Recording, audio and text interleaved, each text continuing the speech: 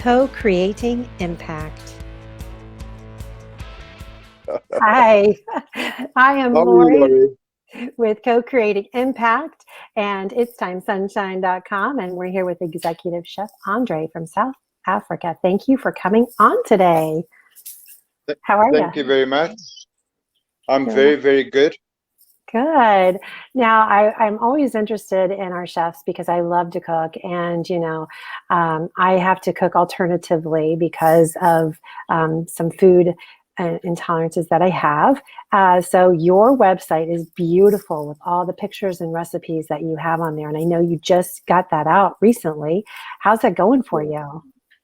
Well, it's good. It's obviously due to COVID, and I'm not talking only about myself. All executive chefs, all people in the hospitality industry needs to make a second plan due to the different kind of levels, from different countries. For example, like we are at this stage on level 3, which not all restaurants are open fully, etc., etc. So you need to sort of do something different just to keep the spirit going, because if you die inside as a chef because you're not working, then it's over. So creating my website, which is actually running for a month now, month and a half, it's doing quite well. It's a lot of work, but it keeps that flow, it keeps that passion, that desire to create something with nothing, if I can put it to you that way. Right. And what's your favorite style? What particular type of food do you like to create?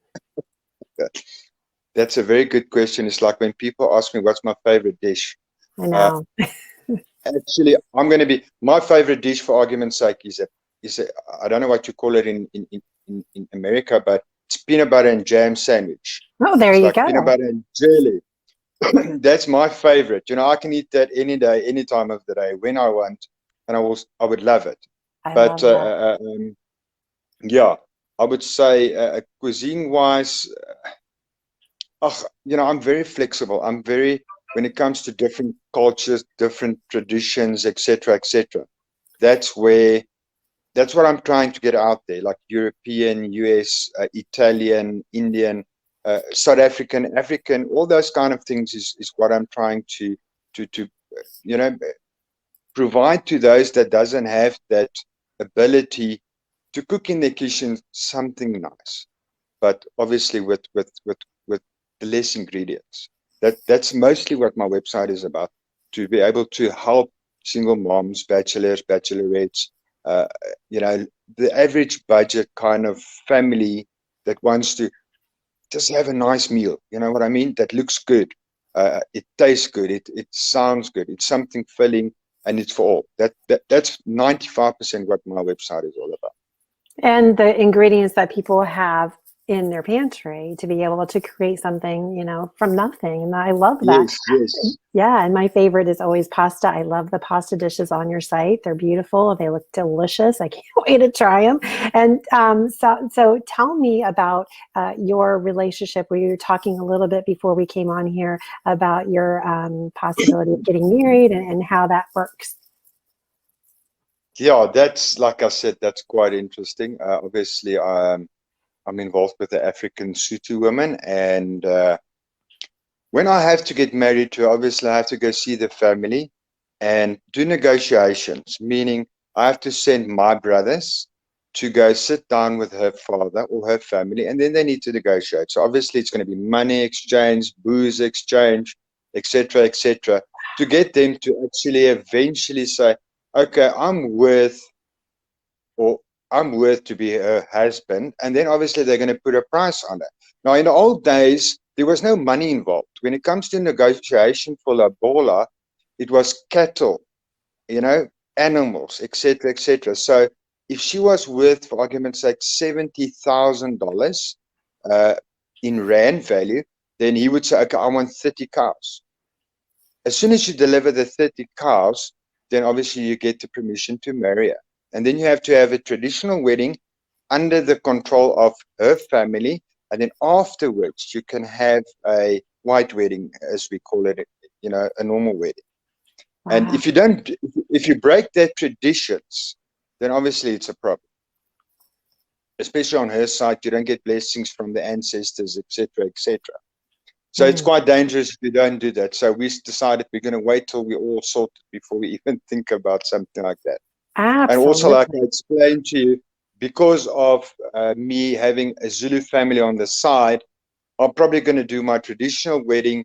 It's going to be a combination of a Sotho and a Zulu traditional wedding. Wow, that's amazing. How fun. Oh my gosh, I didn't know the culture like that. So I appreciate you telling me that. That's fantastic. And what is one of your favorite childhood memories? One that brings you joy to think about? You're going to laugh about it. Can we talk about, if I say childhood?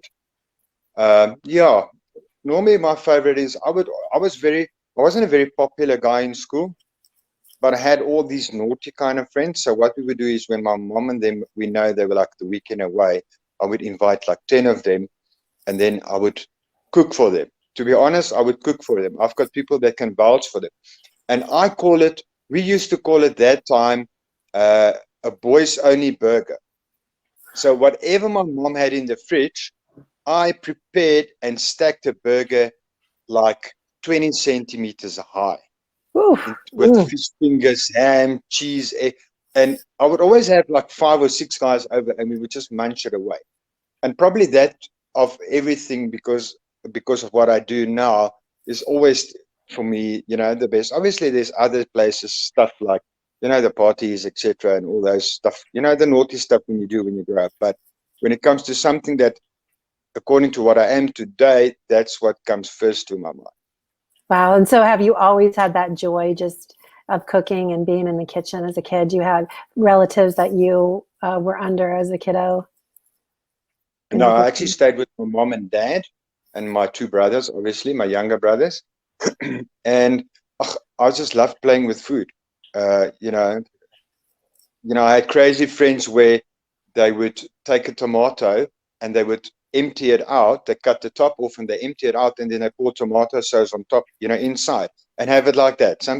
That's how you play with food. Or if you want a sandwich, you take a chutney and tomato sauce and you just pop it over a sandwich and you eat it. So there was always constant the fact of playing and exploring with food that obviously got me into in the younger age, obviously, to get into to being executive chef. However, my first goal after school was to become a 5-star dive, 5-star Navy diver.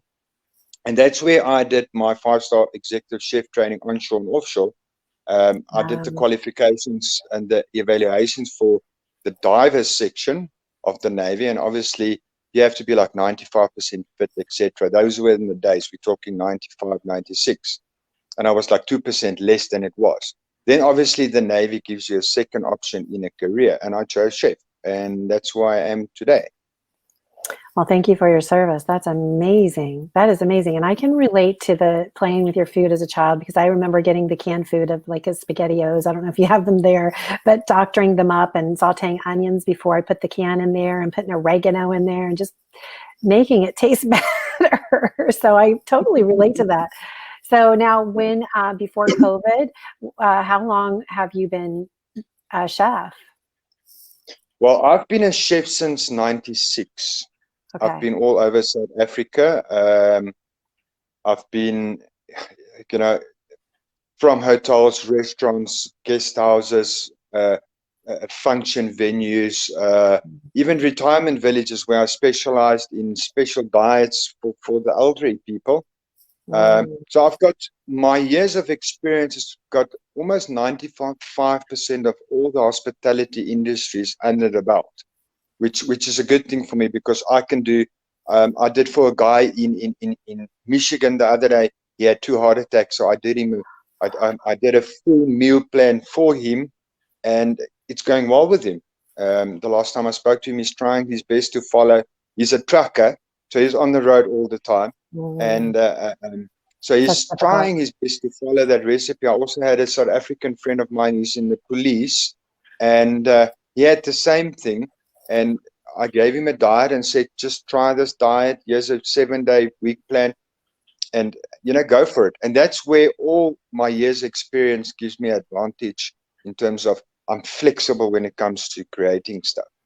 Right. That's fantastic. Now, I know that a lot of people in the States, we like to work with dietitians and doctors for them to give us advice as to what we need in cases like that. So then do you take that list of things and then create for them type of recipes that are around Yes, that? I see. That's yes, yeah. great. If I have, I actually started recently with Friends Wise. Obviously, what happens is they send me their diets or what they can and cannot, and then I work out a meal plan for them. I normally do a 2 7-day meal plan so they can rotate, so they don't get bored either. And then obviously, I'm trying to put a bit of creativity in there, so the food is a bit uh, got more oomph, but is still healthy. And then obviously before they start with the next doctor's appointment, they go to a doctor and give them the meal plan. And then obviously with the doctor saying this is perfect, you can go on with it, then they carry on with it. I love Because that. at the end of the day, if you don't know what you're doing with the meal plan, you have someone else's life in your hands, which not Mhm. everyone thinks about. You know. And the importance of actually getting to know the person, because the doctor and dietitian doesn't get to know a person that in that level. Like you could probably go in there, okay, from this list, which items do you like, do you not like? Oh, maybe I don't like mushrooms. Do you like onions? Yeah, we'll saute some onions instead of mushrooms. So I like that you have that whole full circle of everybody around the person to help them feel better and get healthy. That's awesome. Yeah, That's the great. secret is at the end of the day, and I'm sure there's a lot of executive chefs out there that can agree with me. Um, you've reached the point that you want to be when you can create anything with anything, or substitute anything with anything, not compromising the meal, but making sure it's the right thing for whoever. When you And not reach that goal, yeah, yeah, not compromising taste, not compromising taste. Yes. yes, Hmm. yes. I think when you reach that point in life, in your career as well, then the rest is just natural. It just comes natural. It's like I'm using, for example, I don't know, corned beef. Uh-huh. You get it in a tin. You know, I can give you probably 50 recipes of what you can do with corned beef. Uh, you know, Dependent on what you like and what you don't like and what meal we're going to, pasta or rice or potato or yeah. Yeah, I love that. yes, Yeah. yeah, Yeah. See, that's my creative mind too, because when I found out I couldn't have gluten and dairy and soy and all the things, I was like, oh my gosh, okay. First thing you think is I can't have. And then I was like, well, what can I have? What do I like? Which is a whole nother story. And what can I have? What substitutes can I make to be healthier? And then once I found the substitutes, I thought, okay, well, those substitutes aren't that great either. There's still a lot of ingredients in that. So now let's just go to the produce section, and you eventually kind of, curtail your own taste buds to not liking those boxed items with a lot of ingredients in it. yeah. I Yeah. actually have I have a lady friend in Canada that I think I've actually met her on TikTok as well, if I'm not mistaken. And yeah, actually I did. She has got a few illnesses that uh, gives her whole stomach lining a lot of problems. Mm. So in her case, stuff that's got a lot of acid is not good. And there's so much stuff that's got acid in it. People think green peppers are so divine and they're so healthy. They're not. Onions Not for is the some same. people. Right. So everything that builds up gas, obviously she can't. And I had a long chat with her, and she explained to me her illnesses, etc., etc. And I guided her away. Like remember the one day she said to me she wants I can't even remember what kind of. It was a dish without wine because obviously the wine consists of Yeah. acid, etc. And I quickly sorted her out, and yeah, she was smiling all the way. But that's like I said. Go ahead. That's why I say my recipes are not. Uh, uh, uh, um, you get different kinds of levels of recipes where you spend hours in the kitchen. We're talking about 10 to 30 minutes max. And what makes it ideal for people that's working, single moms that goes to work, come home, needs to, that's the kind of crowd I'm trying to influence, to say, listen, no matter what, you can do it. And also what's nice that, if I can mention this, still building on the website though, is we will have a link or a category where you go to your pantry and say, okay, I've got onions, I've got bully beef or corned beef, I've got this, I've got that. What can I make? And if you press search, it will give you 10 different recipes, what you can use it.